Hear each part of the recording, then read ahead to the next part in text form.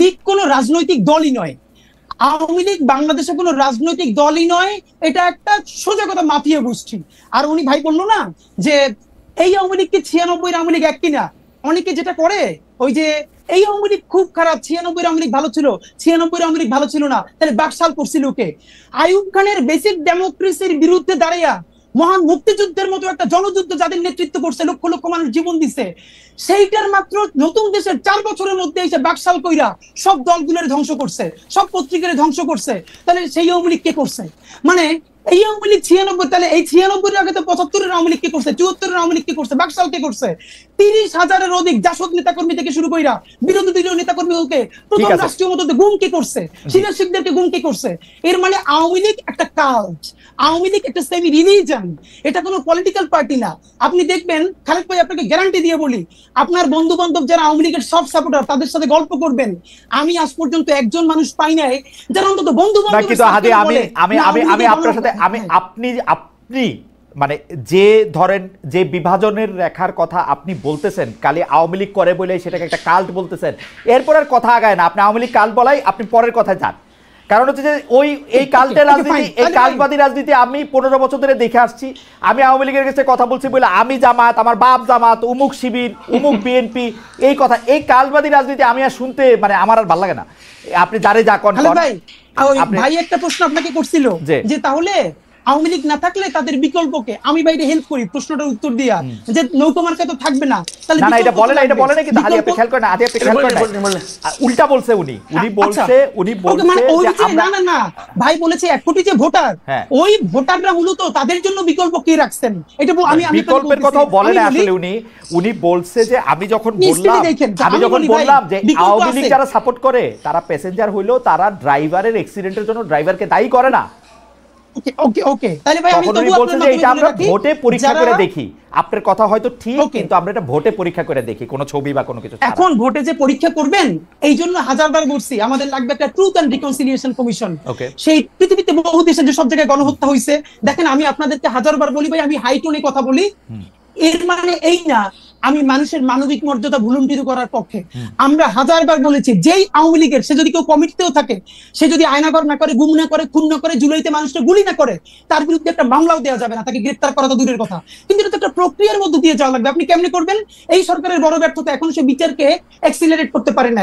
যত মানুষ আয়নাঘর করছে, গুম করছে, হত্যা করছে, পিলখানা করছে, শাপলা করছে, আপনি যদি তার বিচার করে ফেলতে পারেন, তাহলে বিচারের বাইরে যে সব আওয়ামী লীগ আছে সে তো ক্রিমিনাল অফেন্স করে নাই, তাহলে আপনি তার তওবা কমিশন করেন। বিচার করে ফেলতে পারবে না তো, বিচার করে ফেলতে হাদি বিচার করে ফেলতে পারবে না তো এই সরকার। আসলে মানে প্রত্যেকটা জিনিসের তো একটা মেকানিজম আছে, হয়তো এটা তৈরি করতে পারে, হয়তো তৈরি করতে পারে। হয় কি হাদি আপনার বক্তব্যের, আমি কিন্তু আপনার বক্তব্য বুঝতে পারি, কিন্তু অনেকে হয়তো আপনাকে ভুলও বুঝতে পারে। আপনি হয়তো এই বিচার করার মানে আপনি হয়তো দেখলেন আরো 500 নতুন মামলা হয়ে গেছে, ওই মামলা লয়ে একটা বাণিজ্য চলতেছে। না এটা তো আমরা এটা হতে দিব না, এটা হতে দিব না। বাংলাদেশে এটা হইছে, কিন্তু বাংলাদেশে এটা হইছে, কিন্তু হইছে ভাই, হইছে, এটা তো বাস্তবতা। এই যে 5ই আগস্টের পর থেকে তো অন্যান্য যেই গত 17 বছরে আওয়ামী লীগের যেই নেতা বিএনপির বিরুদ্ধে 20টা 30টা করে মামলা কইরা ঘরবাড়ি সারা করছে, কোটি কোটি টাকা কামাই করছে, এখন বিএনপি আবার তাদের বিরুদ্ধে মামলা দিয়ে একই বাণিজ্য করে, আমরা তো এখান থেকে বের হইতে পারি না। তো আমরা বলছি কি, ন্যূনতম বিচারটা যদি ভাই আপনি করতে পারেন, তাহলে এই মামলাকে বন্ধ করতে হবে।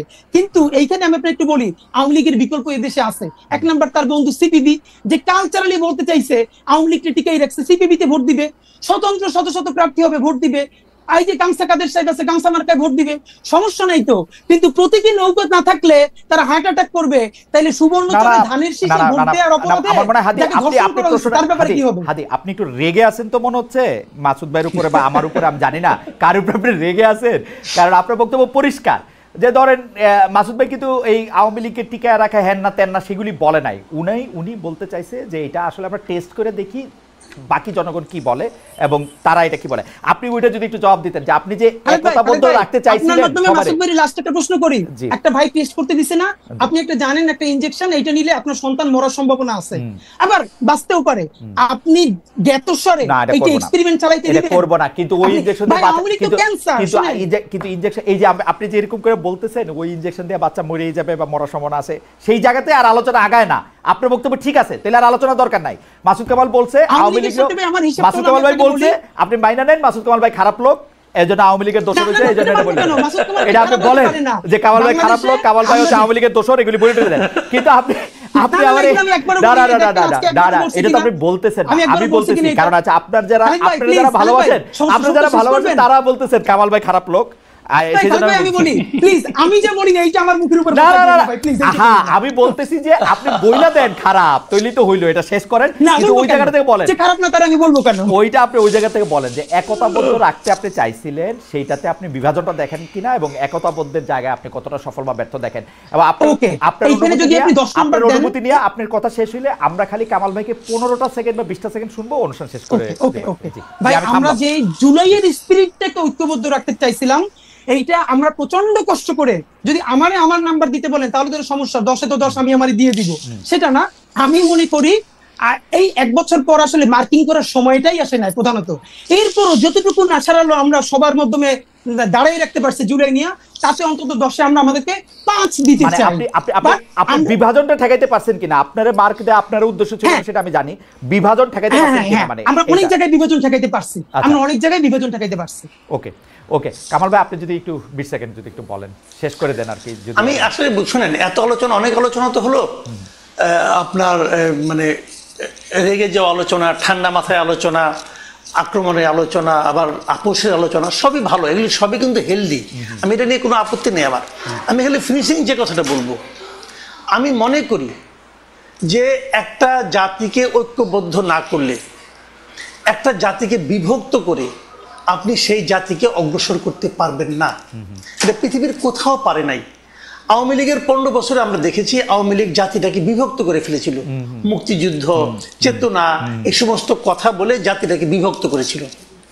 বিভক্ত করে তারা বিএনপিকে শেষ পর্যন্ত বলতো একটা সন্ত্রাসী দল, জামাতকে নিষিদ্ধ করতে হবে, এই সমস্ত কথা বলে তারা দেশটাকে বিভক্ত করেছিল। এবং তখন আমি কিন্তু বলেছিলাম যে এই যে বিএনপির যে মানে কয়েক কোটি ভোটার আছে, জামাতের যে কিছু ভোটার আছে, এদেরকে আপনারা কি করবেন? এদেরকে নিয়ে বঙ্গোপসাগরে ফেলে দিবেন? আমি আওয়ামী লীগের শাসন আমলে এই কথা বলেছিলাম যে এটা হয় না, এভাবে দেশকে বিভক্ত করে আপনি অগ্রসর হতে পারবেন না।